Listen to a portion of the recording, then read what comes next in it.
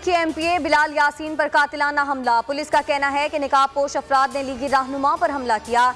एक गोली टांग पर और दूसरी पेट में लगी। डॉक्टर्स का कहना है कि जख्मी की हालत खतरे से बाहर है। शहबाज शरीफ और मरियम नवाज की जानिब से हमले की शदीद मुसम्मत। Goodbye 2021 goodbye. हर घड़ी निहाल हो, हर लम्हा बेमिसाल हो।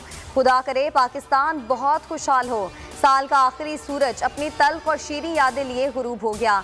कई अफराद गुरूब आफ्ताब का मंजर देखने घरों की छतों और मुख्तलिफ मकामात पर आ गए। पाकिस्तान में नए साल का जश्न कहां कहां मनाया जाएगा, किस किस जगह पर आतिशबाजी का मुजाहिरा होगा। बोल्ड न्यूज़ की खुसूसी ट्रांसमिशन देखिए सिर्फ 1 घंटे बाद। सेहत कार्ड या मेट्रो ट्रेन, वक्त बताएगा मुल्क को कौन सा मंसूबा ज्यादा फायदा पहुंचाएगा। वज़ीर-ए-आज़म इमरान खान कहते हैं किसी ने इतने इनकलाबी फैसले नहीं किए जितने हमने किए हैं। ऐसे रास्ते पर चल रहे हैं जो कौम को ऊपर लेकर जाएगा। वज़ीर-ए-आज़म इमरान खान का लाहौर में सेहत कार्ड की तकरीब से खिताब।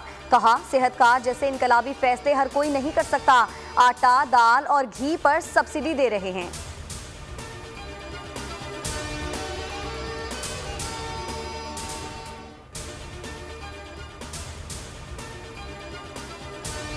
अपोजिशन लीडर शहबाज शरीफ की हुकूमत पर लफ्जी गोलाबारी। कहते हैं इमरान नियाजी ने IMF के सामने हथियार डाल दिए। तबाहकुन असरात आने वाले माह साल में जाहिर होंगे।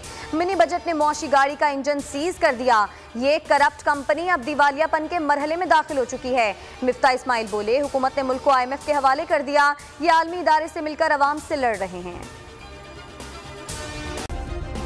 सब्सक्राइब करें और बेल दबाएं ताकि कोई खबर रह न जाए।